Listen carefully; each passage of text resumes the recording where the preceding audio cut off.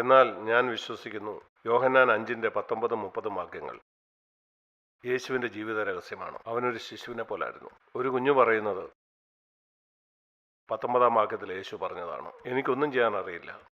തൊട്ടിലിൽ കിടക്കുന്ന ശിശു പറയുന്നത് അങ്ങനല്ലേ? 30 വാക്യത്തിൽ പിന്നെയും പറയുന്നു, സ്വയമായിട്ട് എനിക്കൊന്നും ചെയ്യാൻ കഴിയില്ല.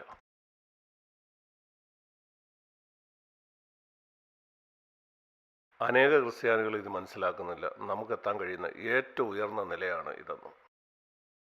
കാരണം നാം തുടങ്ങുന്നത് എനിക്കെല്ലാം ചെയ്യാൻ കഴിയുമെന്ന് പറഞ്ഞാണ്. എനിക്ക് പ്രാർത്ഥിക്കേണ്ട ആവശ്യമില്ല, ദൈവത്തിൽ ആശ്രയിക്കേണ്ട എനിക്ക് പല കാര്യങ്ങളും ചെയ്യാൻ കഴിയും. ഞാൻ ഒത്തിരി സന്ദേശം കേട്ടിട്ടുണ്ട്, എനിക്ക് വചനം അറിയാൻ എനിക്ക് കഴിയും. ശരിയാണ്, നിങ്ങൾക്ക് ദൈവത്തിൻ്റെ വഴികളെപ്പറ്റി അറിയാമായിരിക്കും. എന്നാൽ ഒരു ശിശുവിനെ പോലെ നിരന്തരമായിട്ട് ദൈവത്തിൽ ആശ്രയിക്കുന്നത് യേശു തൻ്റെ ജീവിതത്തിൽ കൂടെ നമുക്ക് കാണിച്ചു തന്നു. അതുകൊണ്ട് ഈ നിരന്തരമായിട്ടുള്ള ദൈവാശ്രയത്തിലേക്ക് ദൈവം നമ്മളെ നടത്താൻ നാം പ്രാർത്ഥിക്കണം. അത് ബോധപൂർവമായിട്ട് നാം ദൈവത്തോട് ചോദിക്കുന്നതല്ല, എന്താണ് അടുത്ത അല്ല. അങ്ങനെ ബോധപൂർവം നാം ചോദിക്കുന്ന കാര്യമല്ല. അത് ദൈവത്തിലുള്ള പൂർണ്ണ ആശ്രയത്തോടെയുള്ള ജീവിതമാണ്. അത് ആഴത്തിലുള്ള തിരിച്ചറിവാണ്. ഞാൻ സ്വയമായിട്ട് എന്ത് ചെയ്താലും ആത്യന്തികമായിട്ട് അത് ഒരു വിലയുമില്ലാത്തതാണ്. ഞാൻ വിശ്വസിക്കുന്നു നിന്നെ കൂടാതെ എനിക്കൊന്നും ചെയ്യാൻ കഴിയില്ല. അത് ദൈവത്തിലുള്ള നിരന്തര ആശ്രയമാണ്. അവിടെ ഞാൻ വലിയ മോഹങ്ങൾ സൂക്ഷിക്കുന്നില്ല. ഞാൻ എത്തിപ്പിടിക്കേണ്ട കാര്യങ്ങൾ ഇല്ല. നിങ്ങളുടെ ജോലി നിങ്ങൾക്ക് കഴിയാവുന്നിടത്തോളം നല്ലതായി ചെയ്യുക. എന്നാൽ യഥാർത്ഥത്തിലുള്ള ക്രിസ്ത്യാനി അവൻ ജീവിക്കുന്ന നിരന്തര ദൈവാശ്രയത്തിലാണ്. നമുക്ക് തോന്നാം ഇത് അസാധ്യമാണ്, എങ്ങനെ ജീവിക്കാൻ കഴിയും. അതുകൊണ്ടാണ് ഞാൻ 1 കൊരിന്ത്യർ 14 അധ്യായം കാണിച്ചു തന്നത്.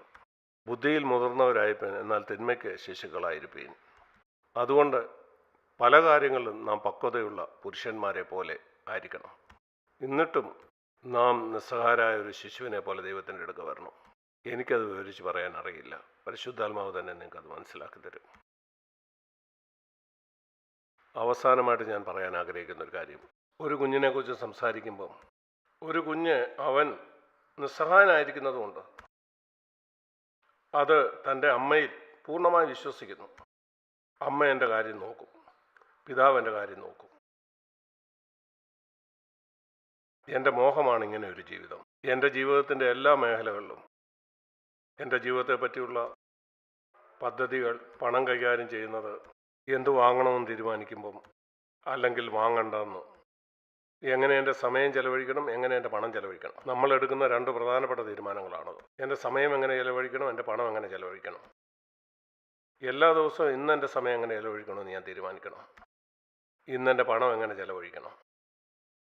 ഇവിടെ ഒരു ശിശു അപ്പനിൽ ആശ്രയിക്കുന്ന പോലെ ഞാൻ ആശ്രയിക്കണം. ഇതൊരു മനോഹരമായ ജീവിതമാണ്. ഒരു ദിവസം കൊണ്ട് നാം അവിടെ എത്തുന്നില്ല. എന്നാൽ നിങ്ങൾ അതിന്മേൽ പ്രവർത്തിച്ചുകൊണ്ടിരുന്നാൽ ഒരു സമയം കഴിയുമ്പം അത് സ്വാഭാവികമായിട്ട് സംഭവിക്കും.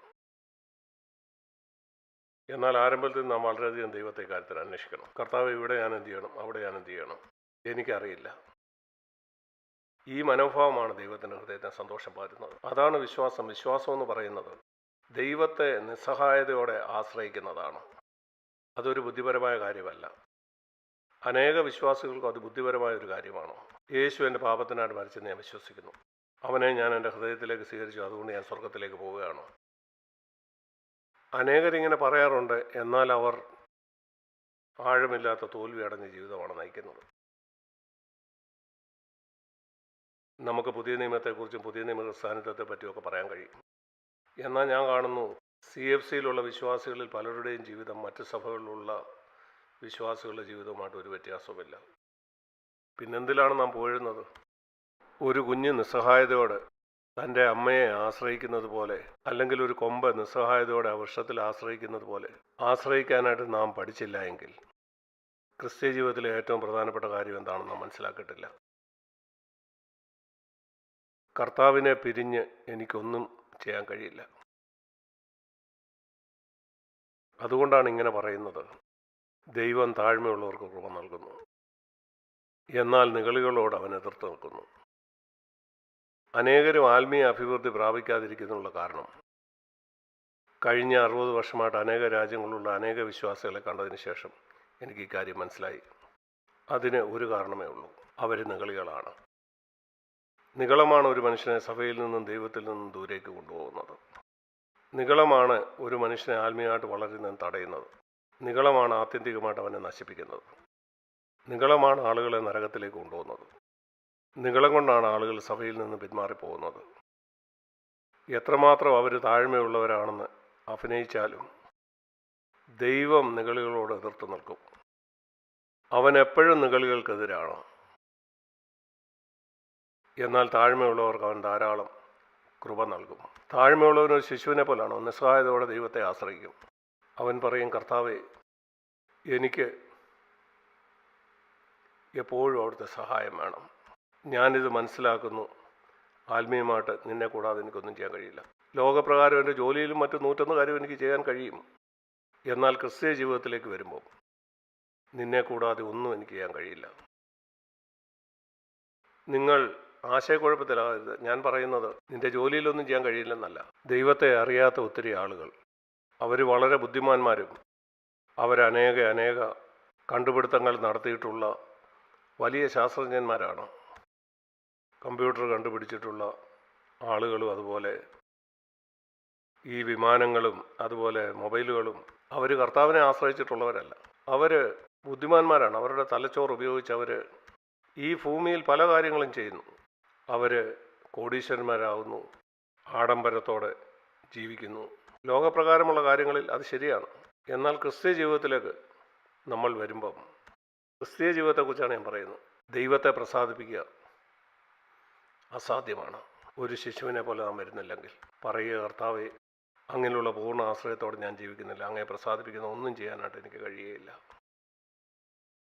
അതുകൊണ്ട് ഒരു ശിശുവിനെ പോലെ ദൈവത്തിൻ്റെ മുമ്പാകെ ജീവിക്കുക എന്ന് പറയുന്നതിൻ്റെ സമതുലിതാവസ്ഥ നിങ്ങൾ മനസ്സിലാക്കുക.